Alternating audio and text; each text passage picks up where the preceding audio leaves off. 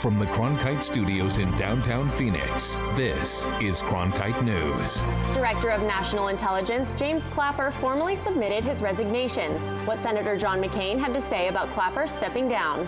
And President-elect Donald Trump's transition team met with leaders of minority advocacy organizations. What was discussed behind closed doors in Washington. Plus, an Arizona State University club helps raise puppies with a purpose. We introduce you to the first dog from that program that is heading to a new home. Cronkite News starts now. Good evening and welcome to Cronkite News on Arizona PBS. I'm Janelle Kernkamp. And I'm Veronica Acosta. Thank you for joining us. Director of National Intelligence James Clapper says he's formally submitted his resignation. Clapper has long said he planned to retire at the end of the Obama administration, and he told the House Intelligence Committee on Thursday that he submitted his letter of resignation on Wednesday evening. Committee members jokingly asked him to stay on for perhaps 4 more years, but Clapper said his wife would probably have a problem with that. Senator John McCain released a statement today regarding Clapper's resignation. He said, as Director of National Intelligence, Lieutenant General Clapper has served at a time he described as beset by more challenges and crises around the world than any time in his career. Through all of this, Lieutenant General Clapper has provided steady leadership for the intelligence community and wise counsel to the President and the Congress. I wish Lieutenant General Clapper and his family well in his approaching retirement, and I thank him for his long and distinguished service to our nation. President Obama is in Germany today meeting with Chancellor Angela Merkel. It's the last time President Obama will be overseas until he leaves the White House in January. Obama called on President-elect Donald Trump to stand up to Russia. My hope is that the President-elect coming in takes a similarly constructive approach, finding areas where we can cooperate with Russia, where our values and interests align, but that the President-elect also is willing to stand up to Russia. President Obama also says he wants to stay out of other people's politics, but would welcome Chancellor Merkel for another term, and says she's one of the United States' closest allies. House members who wanted to lift the ban on such so-called pork barrel spending said it's an important tool for lawmakers who know the needs of local constituents. But that argument did not appear to sway the House Republican caucus, which pulled the measure before it could come up for a vote. Claire Caulfield was in Washington, D.C. for the story. This is the second year Republicans have voted on whether to overturn the ban on lawmakers sneaking special local projects into the budget. Senator Jeff Flake says the practice is wasteful and corrupting. And it leveraged higher spending everywhere, because once you had an earmark in a bill, you didn't dare oppose that bill or your earmarks might get stripped. So the bills just kept getting bigger and bigger. It's one of the reasons we have as big a debt as we have today. At the height of this practice in 2006, there were 16,000 earmarks encompassing about $35 billion. The 3 Republicans who proposed overturning the ban today say Congress has a constitutional right to power of the purse. However, Flake said the timing of this amendment seemed off. When people are trying to bring it back, you say, why? If we're trying to drain the swamp, you don't feed pork to the alligators. In Washington, D.C., Claire Caulfield, Cronkite News. The Republican National Committee was the scene of a conversation between President-elect Donald Trump's transition team and leaders of minority advocacy organizations. Reporter Sabella Scalise is in Washington, D.C. with what went on behind closed doors. A week after the elections and days after Latino group leaders requested to meet with the president-elect's transition team, they, along with 25 other elected officials from minority groups, had their request granted to meet here at the RNC. Wednesday's meeting followed a campaign season during which President-elect Trump often made headlines with his comments attacking certain minority groups. But members of those groups who were here say they hope dialogue in meetings like this will help remedy a negative narrative. What we've heard are solutions. I think what we have seen and what we've heard are new models to solve old problems. We have downstairs a group of folks who are directly connected to people at the city level, at the county level, and at the state level.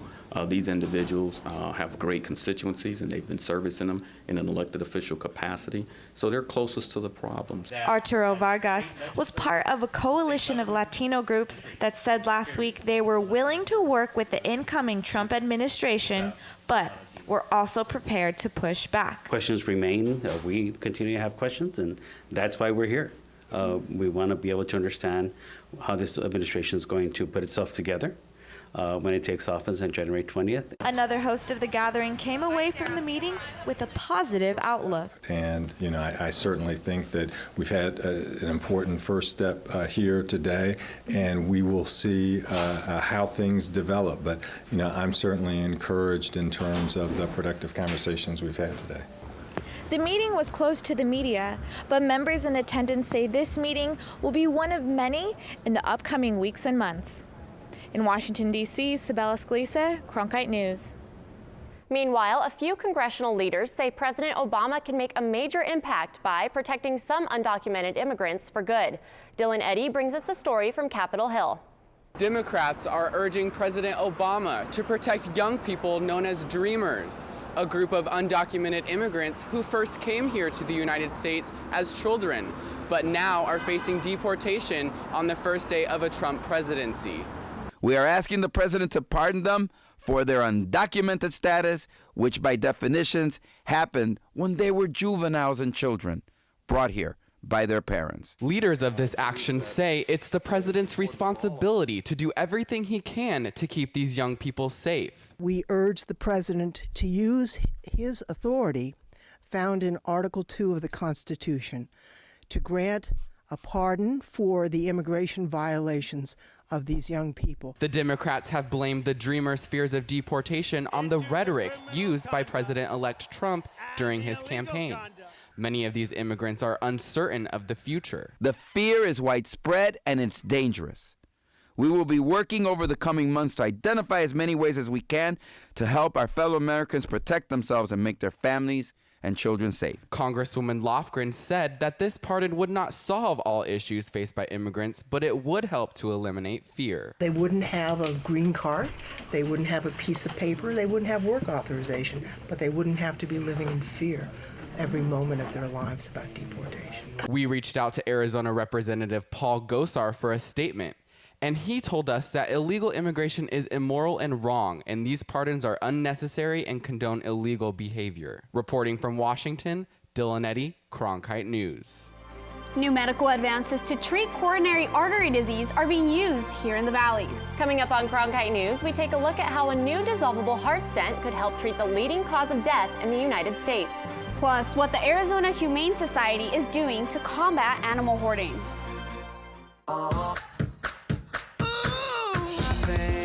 Finally found my hallelujah.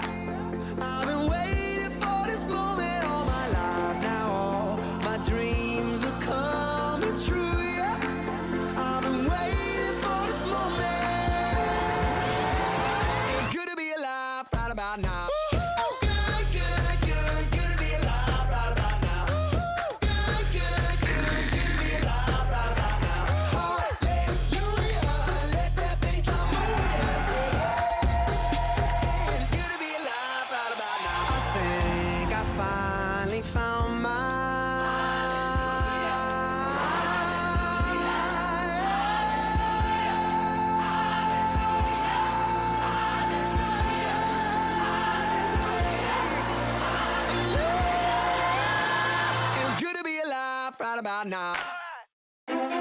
Tickets are now available for the annual Walter Cronkite Award for Excellence in Journalism Luncheon, held Monday, November 21st at the Sheraton Grand Phoenix. Join media industry and community leaders in honoring this year's recipient, award-winning journalist and CBS Evening News anchor Scott Pelley.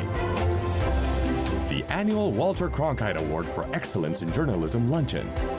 cronkite.asu.edu/luncheon. A new device to treat coronary artery disease is being used right here in the Valley. Cronkite News reporter Zach Moran shows us how this dissolvable heart stent could help treat the leading cause of death in the United States for both men and women. Tommy D was lounging in his office after playing golf when his wife found him in the middle of a medical emergency. She came by my office, and she doesn't do that very often. She saw me gasping. D went into cardiac arrest and was rushed to Abrazo Heart Hospital. Most people don't make it, and that's what the doctors and the nurses told me. They said, "You're very fortunate that you made it, because clinically you were dead. 2 days later, he walked out of the hospital with some of the latest medical technology in his heart, a dissolvable stent. I felt good after, when I left the hospital, I felt good. The stent is made of a completely dissolving material that disappears completely in about 3 years. It allows a treated artery to pulse and flex naturally when doing everyday activities. As a starting point, this is a great stent. So you're going to see much more modification of this technology. So I think it's going to have a very important place going forward. Abrazo Heart Hospital is one of the first Valley hospital systems to use this procedure after it was FDA approved in July. Dr. Mehta says these new stents could replace the metallic stents, which have long been the standard for treating clogged arteries. This is a very exciting field for us because there are more things we have to fight coronary artery disease, to treat more patients, keep them away from the hospital, keep them healthier longer. And this is the hope for Dee, who looks forward to having completely treated arteries with no sign of a stent. The fact that it's going to dissolve in 3 to 4 years, I'm happy with that. But for now, he's looking forward to getting back to his favorite pastime, hitting the links. Probably next Wednesday, I'll play golf. Dee begins cardiac rehab this week. In Phoenix, Zach Moran, Cronkite News. It's a problem that the Humane Society sadly sees too often. Last year, there were 179 reported cases of animal hoarding. Alexa Stukrath is live in the broadcast center with details on a new city ordinance to help combat the problem. Up until recently, animal hoarding was not defined as a crime or punishable by law in the city of Phoenix. However, the city council recently passed a new ordinance changing that.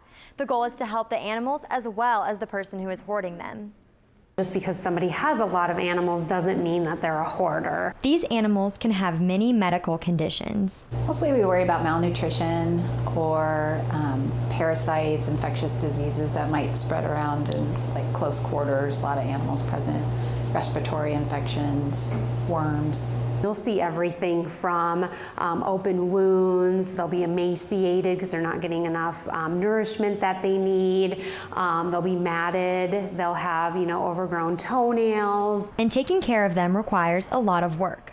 If they come to us with obvious signs of disease, then we will quarantine them just to keep them separate so we're not spreading disease to any of our other animals. Not only do the animals need help in these situations, but so do the people hoarding them. Oftentimes they're in denial. They do love these animals, so they think the minimal care they're providing is enough, but clearly it isn't. These types of hoarders are often associated with mental health problems, and that was taken into consideration with the new ordinance passed by the Phoenix City Council. It's very important that people get help.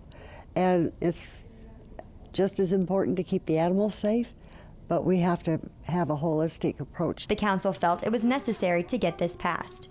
When we go out and there's an actual hoarding case, it is also an animal cruelty case because usually unsafe means lack of food, lack of water, feces everywhere, starvation. We've had cannibalism. These are pretty horrific cases. Getting people and animals the help they need in these situations is top priority. If you see something, say something, because at least we can go check it out. These animals can have a hard time finding forever homes. They can be pack animals. They don't have the socialization of humans, so they're almost feral or wild. So you'll see everything from extremely shy and timid to aggressive. That doesn't stop the Humane Society from helping. Hoarding situations are so tough. They're so tough for everyone involved, the people, the animals, and of course our organization. Our mission is ill, injured, and abused homeless animals. The ordinance is currently in effect. It supplemented Phoenix's existing animal cruelty law. In the broadcast center, Alexa Stukrath, Cronkite News. With Thanksgiving around the corner, people are thinking about how to cook up their delicious dinner. And there are many options on how to cook a turkey, but some techniques are more dangerous than others. Coming up on Cronkite News, why firefighters are urging people to not use deep fryers for their turkeys this year. Temperatures across the valley are in the 70s, but that's all about to change. Why you'll need your coat tomorrow morning. 1, 2, 3, 4, 5. I'm always searching to feel like I fit into something. We are the people that we are because of our past. It's complicated. They said we never make it this far. are just one of many who stop being silent. They said the fight would break us, the struggle helped to make who we are. It's just proof of how far we have come. Make sure in all the hustle and bustle, we don't lose sight of why we're here. It all boils down to communicating the lives we live. If you look closely, they've got a story to tell. It connects with you in a very deep way. We wish you love, peace, and soul. Come with us on this great adventure.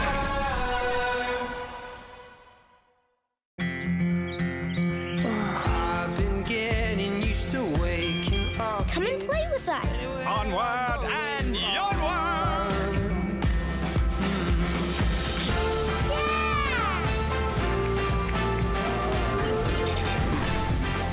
Good ideas open up a whole new world of possibilities. The more you know about history, the more you know about yourself. The sky is the limit. Where I go, there you are.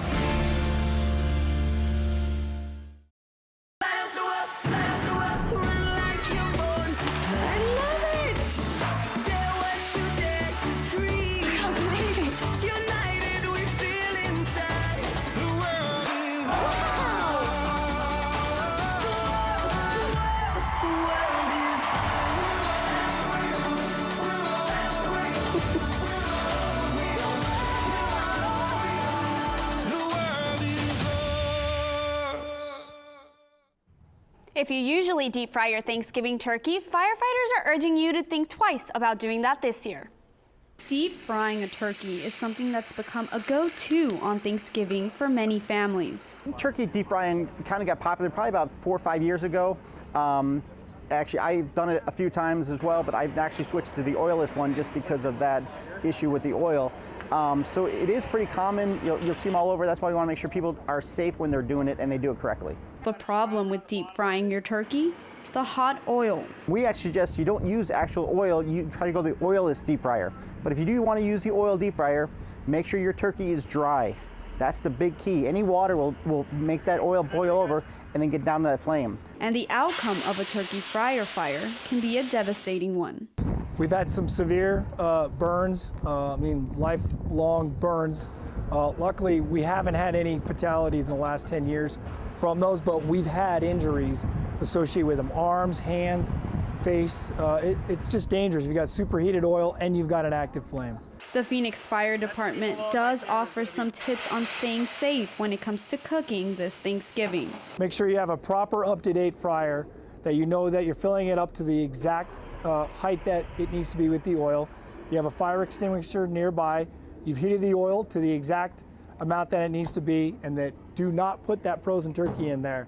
All the stores sell them frozen. You need to have a fresh turkey, or buy a frozen turkey a couple days before and make sure that it's thawed out properly. The National Fire Protection Association suggests that if you want a deep-fried turkey this Thanksgiving, you buy one through your grocery store, specialty food retailer, or restaurant.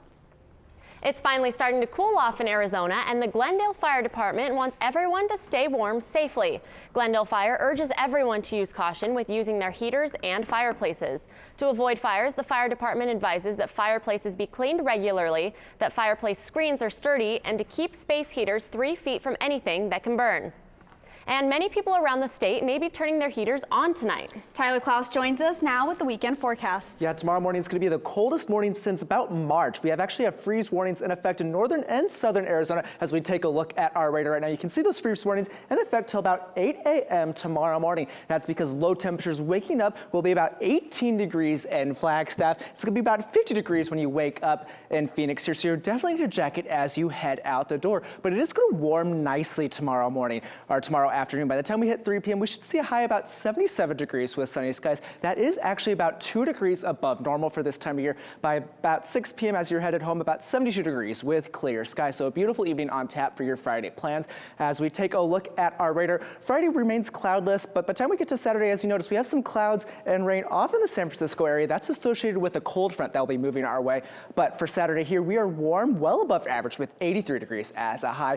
Working through Sunday morning here, we can see about 5 p.m. Sunday afternoon, we have this line of storms that is starting to move its way to Phoenix. Still warm here in Phoenix, but by the time we get up to about 3 a.m. Monday morning, we have showers here in the valley, and really those showers stick around all day Monday, dropping down our temperatures by about 10 p.m. That rain will move away, and we will be well below normal temperature-wise on Monday. As we take a look, Saturday, 83 degrees. Sunday, those clouds move in ahead of that cold front with 84 degrees as a high. On Monday, that cold front moves through with an 80% chance of rain, a high of only 67 degrees, which is about 6-7 degrees below normal. Tuesday, we're back to sunny skies, and by the time we get to Thanksgiving on Thursday, 76 degrees with sunny skies. Tyler Klaus, Cronkite Weather. The ASU club called Sparky's Service Dogs allows students to raise a service animal. Coming up on Cronkite News, we introduce you to the first dog this club is sending home to a family. The confidence to lead our country. This isn't reality television. I feel like Hamilton reached out from history and wouldn't let me go until I told his story. I make no apology for my actions. I would do the same again. How we come so far and yet have so far to go. Right there, coming up.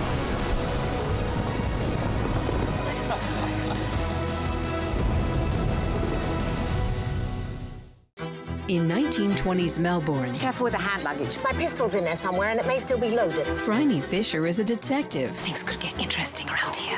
Thought they already were. Who isn't afraid to live a little. I hope you're not concealing a dangerous weapon under that skirt. I'm concealing a lot of things. Why do you think you could just run off on your own? Because I'm carrying a gun.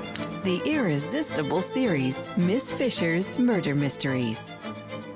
Saturday night at 10 on Arizona PBS. Hi, I'm Charlie Rose. As part of the Walter Cronkite School of Journalism and Mass Communication at ASU, Arizona PBS is providing a state-of-the-art venue for the next generation of journalists. From newsrooms in Washington, Los Angeles, and here in Phoenix, students engage in real-time, real-world news reporting, broadcast production, and online innovation. The Cronkite School and Arizona PBS working together in new ways to bridge the classroom to the community in the digital age. This is a box that showed you a world beyond your own. It was just a box, but the world has changed, and so have we. And now the box can be almost any size or shape. And you decide what you want to explore. Anytime, any place. Break out of the box with PBS.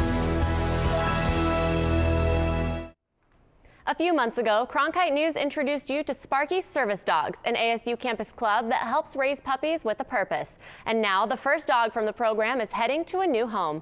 Reporter Tyler Finger was there as the Black Lab said goodbye to ASU.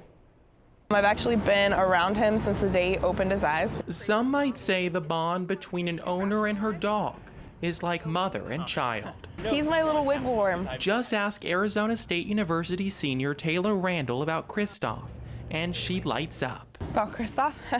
For the last year and a half, Kristoff has been by her side, from his first steps in his shoes to the endless belly rubs.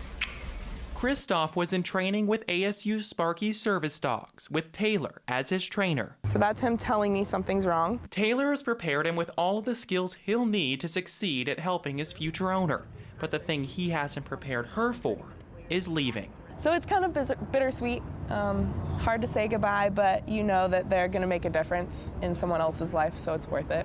After spending almost 2 years training at Arizona State, Taylor said goodbye to Kristoff as he headed off to his new home, where he'll transition from a playful pup to a diabetic alert dog every day. Sit. Good boy. This is Mia. She's 6 years old and has type 1 diabetes, but you wouldn't know that by looking at her here. She's full of energy, exactly the way it should be. Kristoff, Hannah, help me with my diabetes. But for Mia's mom, Tiffany, Kristoff is going to do a whole lot more. Everything that she goes through on a daily basis that no child should go through, to have somebody that loves her and can protect her at the same time and help her is something that most people can't have. Even before Kristoff's first official day with the family, he was already showing that love. When she was in the hospital like a week ago, Jessa brought her, and her anxiety went from being terrified to calm in no time. And as Mia heads home with Kristoff, she's excited about one thing: playtime. Ball, and we won, and him get me on my back. Man's best friend making it a little easier for a little girl to have one more reason to smile. In Phoenix, Tyler Finger, Cronkite News. Kristoff was trained at ASU as part of a partnership with Power Paws Assistance Dogs. If you would like to learn more about them, you can go to cronkitenews.azpbs.org. Cronkite News is proud to be the news division of Arizona PBS. Here's what's coming up on Arizona Horizon and PBS NewsHour. On the next Arizona Horizon, we continue our look at likely changes under the Trump presidency. Next up, healthcare. And we'll hear about the American Indian Excellence Awards. That's the next Arizona Horizon. I'm Hari Srinivasan. On the next NewsHour, foreign investors lose U.S. visas after their investment project goes bankrupt. That's Thursday on the PBS NewsHour. That's it for Cronkite News tonight. Thanks for joining us. For top Arizona stories anytime, go to cronkitenews.azpbs.org.